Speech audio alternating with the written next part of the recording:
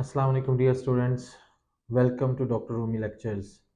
Today we are going to study short essay questions from four chapters of Diet and Physiology, and these questions are from Introduction to Physiology, Pituitary and Hypothalamic hormones, Thyroid hormones, and parathyroid hormones and other hormones that control calcium. I will read a question and it will be followed by its answer. And these questions are all from UHS past papers. Question number one is: a 5-year-old obese boy is brought to physician. He has stunted growth and appears to be of 2 to 3 years of age. His body growth is disproportionate. He appears mentally retarded. Name the disorder the boy is suffering. This disorder is cretinism, which is hypothyroidism in children. What are the causes of this disorder? Cretinism can be caused in children because of congenital absence of thyroid gland, genetic disorder, maybe deficiency of peroxidase enzyme, or due to lack of iodine. Second part of this question is: enumerate second messenger mechanisms for mediating intracellular hormonal functions. Some important second messenger systems are cyclic AMP second messenger system, also called as GS mechanism, and some examples of hormones which perform their action through cyclic AMP second messenger system are ACTH, luteinizing hormone, follicle stimulating hormone, thyroid stimulating hormone, ADH hormone on V2 receptors, then epinephrine, norepinephrine on beta receptors, glucagon parathyroid hormone. Second messenger system is the phospholipid system or GQ mechanism. It increases IP3 and DAG and calcium in our cells. Hormone performing their actions through phospholipid second messenger system are thyrotropin releasing hormone, gonadotropin releasing hormone, growth hormone releasing hormone, angiotensin 2, oxytocin, and ADH hormone on V1 receptors. ADH on V2 receptors perform its action through cyclic AMP mechanism. Another second messenger mechanism is cyclic GMP, and the example of hormone are ANP, atrial natriuretic peptide, and endothelium derived laxing factor, which perform their action through cyclic GMP second messenger system. Another question in UHS papers was: differentiate between dwarfism and cretinism. In both of these disorders, dwarfism and cretinism, the height is stunted. However, there is mental retardation present in cretinism, but not in dwarfism. Dwarfism is because of growth hormone deficiency in children, but cretinism is because of thyroid hormone deficiency in children. The growth of different body parts is disproportionate in cretinism, but it is proportionate growth, which means trunk and limbs they are proportionately small, and the proportion is the same. However, the body parts they are smaller. So proportionate decrease in body size is seen in case of dwarfism, but disproportionate decrease in body size is seen in cretinism. Reproductive function is affected in cretinism. It may be normal in those having the problem of dwarfism.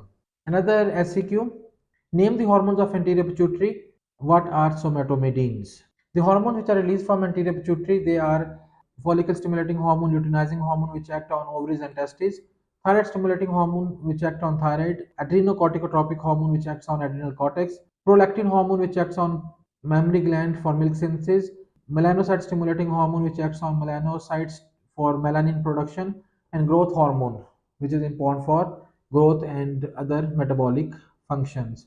Some of these hormones have a tropic action, which means they increase the growth of some other glands like FSH, LH, thyroid stimulating hormone, and adrenocorticotropic hormone. And some hormones having non-tropic actions are prolactin and melanocyte stimulating hormone. Growth hormone has both tropic and non-tropic actions. Second part of this question was: what are somatomedins? Somatomedins are also called as insulin-like growth factors. These are polypeptides which are synthesized by the action of growth hormone in liver. Somatomedins they are also produced in some non-hepatic tissues, for example in kidney and muscle tissues. And somatomedins they stimulate chondrocytes, which are cartilaginous cells, liver cells, and also muscle and adipose cells. They have some actions like insulin. That's why we also call them insulin-like growth factors. And their action like insulin is they increase lipogenesis, and they also increase the glucose oxidation and increase the entry of glucose and amino acid into the muscle cells. Somatostatin increase the proliferation of cartilage cells and also osteoblasts. They increase the thickness of the epiphyseal plate and also increase in the linear length of the person. Next question. 34-year-old man is worried about the excessive amount of urine he is passing. This is about 15 liters per day. And the excessive thirst that makes him drink almost a gallon of water daily. His complaint started after a roadside accident in which he got severe head injury, but he survived. His physician put him on water restriction test during hospitalization and it led to severe dehydration. Labs show much decreased osmolarity of urine. What is the most likely diagnosis? Here, the diagnosis is central diabetes insipidus because there was trauma to the head. Sometimes trauma to the head are infections which affect the posterior pituitary gland. They can decrease the production of antidiuretic hormone or ADH hormone, and this leads to a problem which is called as central diabetes insipidus. So there is excessive production of urine, and the person also has increased thirst because water cannot be conserved by the kidneys. Next part of this question is what is the synthesis, storage, release, and actions of hormone deficient in this scenario? So, hormone deficient in this scenario is ADH. We will talk about its synthesis. This hormone is synthesized in the supraoptic nucleus of hypothalamus. After its synthesis, this hormone is stored in the posterior pituitary. It's also released from the posterior pituitary in response to some stimuli, and those stimuli they are increase in plasma osmolarity, decrease in blood volume, and decrease in blood pressure. These stimuli increase the production of antidiuretic hormone from the posterior pituitary. The actions of this hormone are on V1 and V2 receptors. The letter V stands for vasopressin because other name of ADH is vasopressin. V1 receptors are present on blood vessels, and here the action is constriction of blood vessels. V2 receptors are present on the epithelial cells of kidney, especially on the distal convoluted tubule and the cortical collecting ducts, where the action of ADH is to insert aquaporins and increase the water reabsorption through osmosis. ADH is also important for creating hyperosmolarity in the medullary interstitium by increasing the reabsorption of urea. So ADH is important for production of concentrated urine. Next part of the same question is what is the treatment of this disease? Those who are having central diabetes insipidus because their body is deficient in antidiuretic hormone, these people need some synthetic analog of ADH like desmopressin, which selectively acts on V2 receptors. And in this way, it increases the permeability of distal convoluted tubule and the collecting duct. Desmopressin can be given by injection or through nasal spray, or it can be given orally, and it because it will increase water reabsorption, so urine output will come back to normal. Next question is name four hypothalamic hormones that control the secretion of anterior pituitary gland. Some hypothalamic hormones are thyrotropin releasing hormone or TRH. Thyrotropin releasing hormone acts on anterior pituitary to increase the production of TSH from the thyrotrope cells. Gonadotropin releasing hormone is hormone which acts on anterior pituitary to increase the production of FSH and LH hormone through the gonadotropes cells. CRH or corticotropin releasing hormone acts on the anterior pituitary to increase the production of ACTH through corticotropes. Growth hormone releasing hormone acts on anterior pituitary to increase the production of growth hormone through somatotropes. And growth hormone inhibitory hormone, also called as somatostatin, inhibits the production of growth hormone by acting on the somatotropes of anterior pituitary. Next question is give the physiological action of growth hormone on protein and lipid metabolism. Growth hormone for protein metabolism, it increases the amino acid transport into the cells, and hence it decreases the circulating pool of amino acids. Amino acids which enter into the cell, they are used for protein synthesis. This hormone is an important hormone anabolically. This increases the protein deposition into the tissues, especially muscles. So it increases the size of muscles and also other organs. It enhances the RNA synthesis, which is a transcription process, and also it increases the RNA translation, which is protein synthesis process by the ribosomes. And at the same time, not only it increases the production of proteins, it also decreases the breakdown of proteins, hence it has positive nitrogen balance. The actions of growth hormone on fat metabolism. Growth hormone enhances the fat utilization, which is a catabolic action of this hormone, and it uses fats as a source of energy because growth hormone spares glucose not to be used as a source of energy, so it alternately uses fats as a source of energy. Because fats, especially triglycerides, are broken down into fatty acids, hence the triglyceride content of the tissues is decreased. Those fatty acids which are released from triglyceride, they enter into the liver where they are used through beta oxidation, and it increases the production of ketone bodies like beta hydroxybutyric acid, and this is having ketogenic effect. Next question is, what are the actions of growth hormone on carbohydrate and fat metabolism? We have already discussed the actions on fat metabolism. Now the actions of growth hormone on carbohydrate metabolism. This hormone is diabetogenic, which means it antagonizes the action of insulin and it causes hyperglycemia. So this hormone is produces a condition in our body which is insulin resistant, and this is primarily because of its lipolytic effect, because it breaks triglyceride and increases the level of free fatty acids, and that's why it prevents the action of insulin. This hormone also stimulates gluconeogenesis and inhibits glycolysis, and these actions are opposite to the actions of insulin. Growth hormone, by increasing the blood glucose level, it also increases the production of insulin hormone. However, even insulin level is increased, but it has anti-insulin effects, which means that it does not allow insulin to cause lipogenesis. Next question is, give the mechanism of action of thyroid hormone in target cells. Thyroid hormone, as you know, is a lipid soluble hormone, and like other lipid soluble hormones, for example steroids, it can easily cross through cell membranes, and it finds its receptors within the cell, and its receptors are located in the nucleus. When T3 T4 it binds to its receptors in the nucleus, this hormone receptor complex goes to its targets, which are on the genes. It binds to hormone response element, and then it affects the transcription of several genes. In this way, the synthesis of some proteins is increased and the synthesis of some proteins is decreased. Because it affects the synthesis of new proteins, that's why it has slow onset of action, and its action is also prolonged as compared to water soluble hormones. Next question is, enumerate the effects of thyroid stimulating hormone on thyroid gland. Thyroid stimulating hormone TSH is produced from anterior pituitary. Its immediate action within 30 to 60 minutes is to increase the release of stored T3 T4 from the thyroglobulin, because it increases the uptake of thyroglobulin through endocytosis and increases its proteolysis. Then T3 T4 entry into the bloodstream will be increased. It also increases the other steps in thyroid hormone synthesis, like it increases the activity of iodide pump, so it increases the iodide trapping. It also increases the iodination and oxidation, iodination and coupling reactions. Moreover, it also increases the secretory activity. It also increases the size of the thyroid follicular cells and the size of thyroid gland. On a long term basis, it also increases the blood supply of thyroid gland. Next question. A 23 months old male boy was brought to the pediatrician with complaints of sluggish movements and swallowing problems. Examination revealed physical and mental retardation, hypotonic muscles, and enlarged tongue. What is most likely diagnosis? The diagnosis of this condition is cretinism. List the steps of synthesis of hormone which is deficient in this child.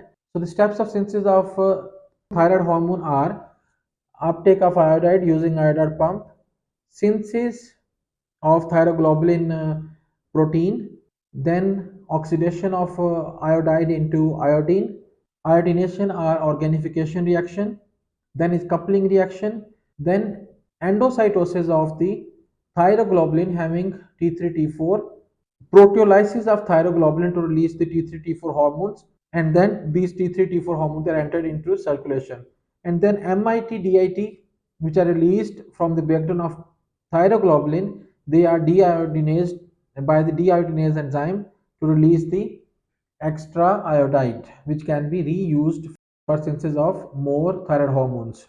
So you may also be asked this question, draw and label the steps of synthesis of thyroid hormones. But here in this question, list the steps of synthesis of thyroid hormones.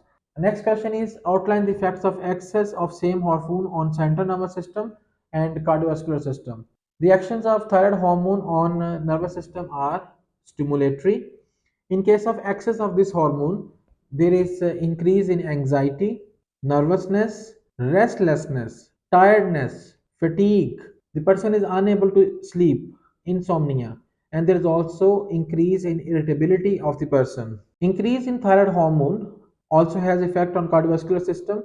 It increases the excitability of the cardiac cell, hence the chances of arrhythmia are increased. This hormone upregulates beta receptors on our heart, so that there is increase in heart rate, increase in stroke volume, there is increase in cardiac output. This hormone also causes vasodilation, hence the resistance is decreased, because resistance is mainly because of constriction of arterioles, and by decreasing the resistance this increases the flow of blood, so the circulation becomes hyperdynamic, venous return increases. This hormone also increases systolic blood pressure because of increase in cardiac output, and the diastolic pressure is decreased because of decrease in the peripheral resistance, but the pulse pressure is increased because there is increase in systolic pressure, decrease in diastolic pressure, so pulse pressure is increased but the mean pressure remains almost unchanged. Next question is, 35-year-old woman consults physician for palpitations, intolerance to heat, insomnia, and weight loss. On examination, she has exophthalmos, bulging eyes. Name the condition she is suffering from. This lady is suffering from hyperthyroidism. Most likely, this is because of Graves' disease, which is an autoimmune disease. Give the pathophysiology of this condition. If this is hyperthyroidism due to Graves' disease, then we can say that Graves' disease is an autoimmune disease which is caused by increased production of antibodies against the receptors of TSH, and the name of antibody is TSI, thyroid stimulating immunoglobulin. Its old name was long acting thyroid stimulator. This antibody can stimulate TSH receptor for a long period of time, maybe up to 12 hours, as compared to TSH, which has effect on TSH receptor only for 1 hour. There is increase in stimulation of thyroid follicular cells, hence there is increased production of T3 T4 hormone, and through negative feedback effect the production of TSH from anterior pituitary is decreased, hence TSH is very low, very close to zero. Next part is, enumerate two important diagnostic tests for this condition. In order to diagnose hyperthyroidism in a person, we need some tests like TSH. And TSH is one of the earliest tests which doctor or endocrinologist advises to the patients. So in a person having Graves' disease, the TSH level is very low. The second test is T3 T4 level, which will be very high. The total T3 T4 level they will be high, but because the total levels of these T3 T4 hormone they can also be increased, they can be affected by fluctuations in the thyroid binding globulin. So this is why it is better to test free T4 level, which definitely will be increased in case of Graves' disease, and this is not affected because of fluctuation in thyroid binding globulin. Some other tests which can be done are antibody test. We can request for TSI, thyroid stimulating immunoglobulin. This is increased in these patients, and this antibody is responsible for edema in our eyes, so that's why the eyes are bulging, and also pre-tibial edema because of inflammation in the skin in front of tibia. Another test which can be done in these patients is radioactive iodide uptake test. This kind of scan of thyroid gland is done in those hospitals which are having nuclear imaging department, like in Mole Hospital in Lahore. And this test will tell us whether the increase in uptake of radioactive iodide is by some part of thyroid gland, like by some nodule, or diffusely, because in Graves' disease there is a diffuse increase in uptake of the radioactive iodide. So this will tell us whether there is a nodule or there is diffuse problem in the thyroid gland which is causing hyperthyroidism. Next question is, a 45-year-old woman presents with bagginess under the eyes, swelling of face, intolerance to colds, increase in body weight, sleepiness. On examination, her pulse is 55. Bradycardia. This is there is edema of legs and features of peripheral vascular disease due to atherosclerosis are present. Name the condition she is suffering from and give its cause. She is suffering from myxedema. Hypothyroidism in adult person is called as myxedema. Some important causes of myxedema may be genetic disorder like deficiency of enzyme like peroxidase enzyme. It may be because of iodine deficiency. or it may be because of some pituitary disorder in which there is a decrease in production of thyroid stimulating hormone, or hypothalamus disorder in which there may be decrease in production of thyrotropin releasing hormone.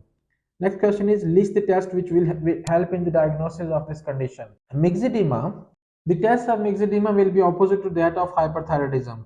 In this condition, the total 3,3-T4 hormone they will be low, and the free thyroxine, which is more reliable test, it will also be low. The basal metabolic rate will be 30 to 50% low, and in these people, when you give TRH, thyrotropin releasing hormone, which stimulate hypothalamus, then there is increase in production of TSH in these persons, significant increase in production of TSH, unless there is some problem in the pituitary. So these are some of the important diagnostic tests for diagnosing hypothyroidism. Next question is, what is the cause of edema and atherosclerosis in myxedema patients? The edema which we see in these patients, we call it myxedema, and this myxedema is because of accumulation of some glycose aminoglycans like hyaluronic acid and chondroitin sulfate, which are very negatively charged. They attract water and make gel in our interstitial spaces. These chemicals, these gags, they are deposited in skin like in the face and especially in the lower eyelids. That's why it causes bagginess under the eyes and edema elsewhere as well. And this gel, because on pressing this gel does not move, that's why we say this causes non-pitting edema as compared to the edema which is caused by cardiac disease. Why these patients having hypothyroidism also have atherosclerosis? This is second part of this question. So atherosclerosis is because of increase in cholesterol level. Because fat and cholesterol metabolism in these patients is altered, and also there is a decrease in the excretion of cholesterol in bile. So that's why the cholesterol level increases. Cholesterol is deposited in blood vessels, hence blood vessel becomes narrow, leading to atherosclerosis, and this increases the risk of having cardiac diseases and other vascular diseases. Next question is from parathyroid gland.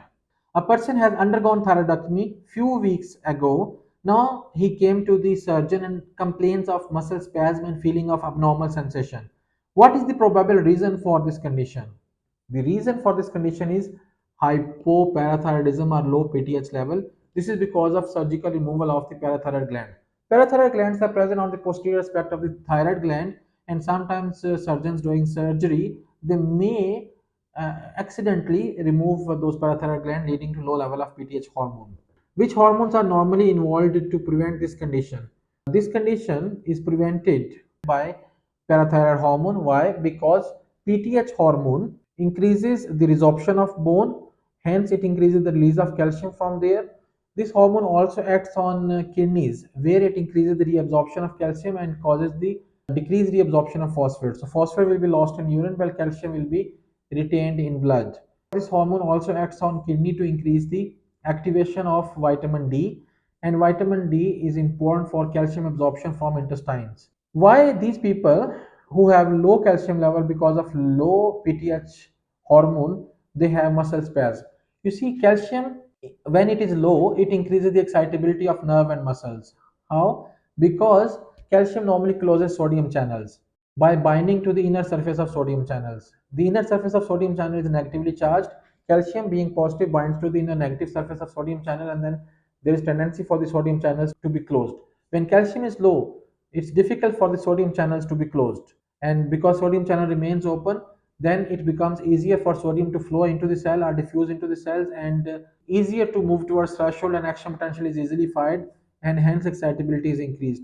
This increases the chances of abnormal sensations and also increases the risk of spasm, which in full blown condition can lead to tetany.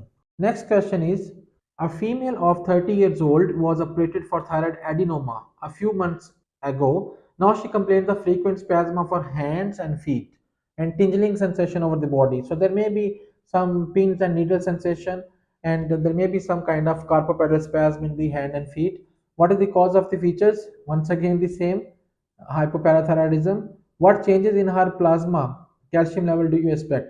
The plasma calcium level will be low, and give the normal plasma calcium level. Normal plasma calcium level, if it is given in milligram per deciliter, it is 8.5 to 10. If it is given in millimoles per liter, it is 2 to 2.5 millimoles per liter. If given in milliequivalents per liter, it is 4 to 5 milliequivalents per liter. But usually here in Pakistan, we get this calcium level checked in milligram per deciliter, and the normal value in milligram per deciliter is 8.5 to 10. Explain the mechanism of development of this condition in women. I have already explained. So these were questions from parathyroid hormone. So today in this session we have discussed questions from some of the past papers, not from all, from introduction to endocrinology, from pituitary and hypothyroidism, thyroid gland, and also parathyroid gland. In another session, I will discuss short essay questions from rest of the chapters of endocrinology. In another session, I will discuss short essay questions from nervous system physiology. In another session, I will discuss MCQs from various units of physiology. I hope such sessions in which we discuss MCQs and SAQs from various units of physiology will be very useful for you to prepare for university examinations. Thank you for watching this video. See you next time with another video.